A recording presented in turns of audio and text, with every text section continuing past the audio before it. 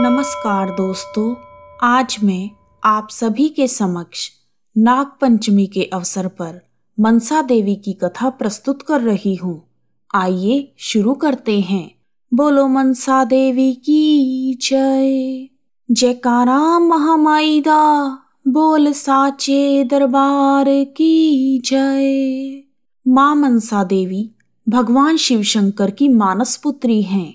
ब्रह्मा जी के कहने पर समूची नाग जाति को बचाने के लिए वासुकी नाग ने शिव भगवान से एक बहन की मांग की। वासुकी नाग द्वारा महादेव से बहन की मांग करने के कारण भगवान शंकर और मां पार्वती के मस्तिष्क की शक्ति से मनसा देवी का जन्म हुआ तथा मनसा देवी किसी भी विष से अधिक शक्तिशाली थी। मस्तक से उत्पन्न होने के कारण इन्हें मनसा कहा जाता है। नागराज वासुकी की बहन होने के कारण आदिदेव महादेव की मानस पुत्री देवी मनसा का एक नाम वासुकी भी है। महाभारत के युद्ध के बाद पांडवों ने युद्ध में मारे गए अपने कुल तथा ब्रह्म हत्या के पाप के लिए वन की ओर प्रस्थान किया और राजपाट अभिमन्यु के पुत्र राजा परीक्षित को सौंप दिया। राजा परीक्षित की मृत्यु तक्षक नाग के काटने से हुई थी। तब राजा परीक्षित के पुत्र जन्मेजय ने अपने 6 भाइयों के साथ मिलकर नागों से प्रतिशोध लेने के लिए समस्त नाग जाति का सर्वनाश करने के लिए सर्पेष्ठी यज्ञ का आयोजन किया, जिससे नागलोक में हाहाकार मच गया। तब वासुकी नाग ने अपनी बहन मनसा का विवाह ऋषि जगतकारु से करवा दिया, जिनसे आस्तिक का जन्म हुआ और आस्तिक मुनि ने समूची नाग जाति का संरक्षण किया। देवी मनसा एक नाग कन्या तथा पाताल कन्या होने के कारण उनका पूजन प्रारंभिक काल में दैत्यों तथा वनवासियों तक ही सीमित था। जब मनसा देवी ने देखा कि पृथ्वी लोक पर उनके पिता भगवान शिव, माता पार्वती और भाई गणेश और कार्तिकेय की पूजा होती है, परंतु उनके नाम से कोई भी परिचित नहीं है, यह देखकर मनसा देवी को क्रोध आ गया। उस समय चंपा नगरी में चंद्रधर सौदागर नाम का एक धनी वैश्य रहता था। वह पृथ्वी पर भगवान शिव का सबसे बड़ा भक्त था।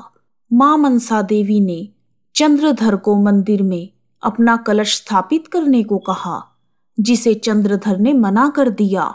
इसी विरोध के कारण मनसा देवी ने चंद्रधर के 6 पुत्रों को विषधर नागों से डसवाकर मरवा दिया। पुत्रों की मृत्यु के बाद भी चंद्रधर मनसा देवी का कलश स्थापित करने से मना करता रहा।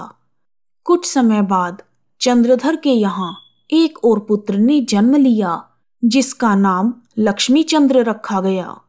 लक्ष्मी चंद्र की कुंडली देखकर ज्योतिषियों ने बताया कि विवाह की पहली रात में ही सांप के काटने से इसकी मृत्यु हो सकती है। बड़ा होने पर चंद्रधर के 7वें पुत्र लक्ष्मी चंद्र का विवाह उज्जैनी के धार्मिक साधु नामक वैश्य की परम सुंदरी कन्या सती साध्वी बेहुला के साथ हुआ। चंद्रधर ने लोहे का एक ऐसा मजबूत घर बनवाया जिसमें वायु भी प्रवेश ना कर सके, मगर मनसा देवी ने भवन निर्माता विश्ववर्धन को डरा धमकाकर उसे लोहे के घर में छोटा सा छेद छोड़ देने के लिए कहा। विवाह की रात को एक नागिन ने उस छोटे से छेद में से घर में घुसकर लक्ष्मी चंद्र को डस लिया और वह मर गया। सारे घर में शोर मच गया। बेहुला ने अपने पति का संस्कार करने से मना कर दिया और उसने केले के पौधे की एक नाव बनवाई और पति के शव को लेकर उसमें बैठ गई। अपने पति के शव को लेकर उसने कई तीर्थों की यात्रा की और हर मंदिर में भगवान से अपने पति को जीवित करने की प्रार्थना की। उसने लाल साड़ी पहन रखी थी और सिंदूर लगा रखा था। नदी की लहरें उस शव को बहुत दूर तक ले गई। वह अपने पति को फिर से जिंदा करने पर तुली हुई थी। बहुत दिनों तक उसने कुछ नहीं खाया, जिससे उसका शरीर सूख गया। लक्ष्मी चंद्र के शव से भी अब दुर्गंध आने लगी थी। उसके सारे शरीर में कीड़े पड़ गए थे, मात्र उसका कंकाल ही शेष रह गया था। बेहुला इस तरह घूमते घूमते यमलोक में पहुंच गई। यमलोक में बेहुला के सतीत्व की बहुत प्रशंसा हुई, क्योंकि आज तक इससे पहले अपने सतीत्व के कारण केवल सावित्री ही वहां तक पहुंच पाई थी। बेहुला ने यमराज से कहा कि उसके साथ अन्याय हुआ है और धर्मराज होने के नाते उन्हें उसके पति को जीवित करना होगा, परंतु यमराज ने कहा कि वह ऐसा करने में असमर्थ हैं और वह बेहुला को अपने साथ लेकर ब्रह्मा जी के पास गए। वहां ब्रह्मलोक में भी ब्रह्मा जी ने उसके पति को जीवित करने में असमर्थता दिखाई और उसे भगवान विष्णु के पास जाने को कहा। उसके बाद ब्रह्मा जी, यमराज और बेहुला विष्णु भगवान के पास गए। भगवान विष्णु को बेहुला के साथ हुए अन्याय को सुनकर बहुत गुस्सा आया और वह तुरंत ही बेहुला, ब्रह्मा जी और यमराज को लेकर भगवान शिव की सभा में पहुंचे। बेहुला की प्रार्थना सुनकर शिव भगवान द्रवित हो गए। भगवान शिव के आशीर्वाद से लक्ष्मी चंद्र जीवित हो गया और इसके साथ ही बेहुला का नाम सती सावित्री की तरह अमर हो गया। उधर चंपा नगरी में राजा चंद्रधर अपनी पुत्र वधू बेहुला के अब तक ना लौटने पर बहुत निराश हो गए। उन्हें विश्वास हो गया था कि अब उनके पुत्र और पुत्रवधू वापस नहीं आएंगे। उन्होंने प्रण लिया कि यदि संध्या तक उनका पुत्र और पुत्रवधू जीवित अवस्था में नहीं लौटते तो वह अपना शीश काटकर शिवलिंग पर अर्पित कर देंगे। संध्या काल में जैसे ही चंद्रधर ने अपना शीश काटने के लिए तलवार उठाई, तभी उनके आराध्य भगवान शिव ने सारे देवगणों के साथ उन्हें दर्शन देकर रोक लिया और अपने पुत्र को जीवित देखकर चंद्रधर भगवान शिव के चरणों में गिर गए। भगवान शिव ने उन्हें उठाकर सुख समृद्धि तथा दीर्घायु का आशीर्वाद दिया और देवी मनसा का कलश स्थापित करने का आदेश दिया। भगवान शिव की आज्ञा का पालन करते हुए चंद्रधर ने मां मनसा देवी के कलश की स्थापना की और अपने नगर वासियों को भी मां मनसा देवी की पूजा करने के लिए प्रेरित किया। धीरे धीरे मां मनसा देवी की महिमा से हिंदुओं के सभी वर्ण परिचित हो गए और मां मनसा देवी की पूजा भव्य मंदिरों में परंपरागत तरीके से ब्राह्मणों द्वारा की जाने लगी।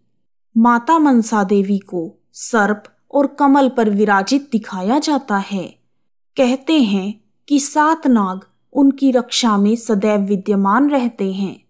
कई बार देवी के चित्रों तथा भित्ति चित्रों में उन्हें एक बालक के साथ भी दिखाया गया है, जिसे वह गोद में लिए हुए हैं।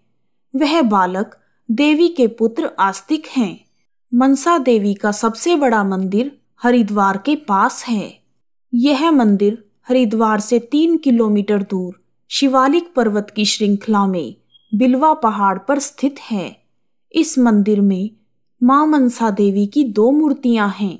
इनमें से एक मूर्ति की 5 भुजाएं और 1 मुख है और वहीं दूसरी मूर्ति की 8 भुजाएं हैं। जैसा कि मां मनसा देवी का नाम है मनसा, यानी मन की कामना, ममता की मूर्ति मां मनसा देवी अपने भक्तों की सभी मनोकामनाएं पूर्ण करती हैं।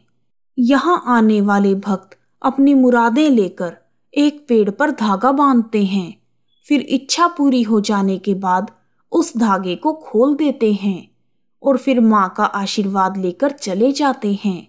हरियाणा राज्य के पंचकुला जिले में 100 एकड़ में फैला हुआ मां मनसा देवी को समर्पित एक विशाल मंदिर है। यह मंदिर सन 1811 से 1815 के मध्य राजा गोपाल सिंह द्वारा बनवाया गया था। कहते हैं कि जिस जगह पर आज मां मनसा देवी का मंदिर है, यहाँ पर सती माता के मस्तक के आगे का हिस्सा गिरा था। माता मनसा देवी के सिद्ध शक्तिपीठ पर बने हुए इस मंदिर का निर्माण मणिमाजरा के राजा गोपाल सिंह ने अपनी मनोकामना पूरी होने पर आज से लगभग पौने 200 साल पहले 4 साल में अपनी देखरेख में बनवाया था। मुख्य मंदिर में मां मनसा देवी की मूर्ति है और मूर्ति के आगे 3 पिंडियां हैं जिन्हें मां का रूप ही माना जाता है। ये तीनों पिंडियां मां महालक्ष्मी, मनसा देवी तथा माता सरस्वती देवी के नाम से जानी जाती हैं। इसके अलावा बिहार, बंगाल, राजस्थान, आंध्र प्रदेश तथा अन्य राज्यों में भी माता मनसा देवी के भव्य मंदिर हैं, जहां विराजमान होकर मां मनसा देवी अपने भक्तों के दुख दूर करती हैं।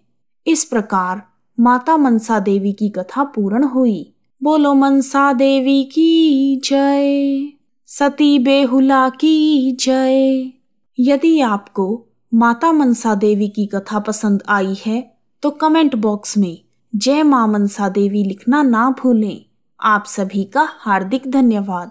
जय माता दी, सारे बोलो जय माता दी।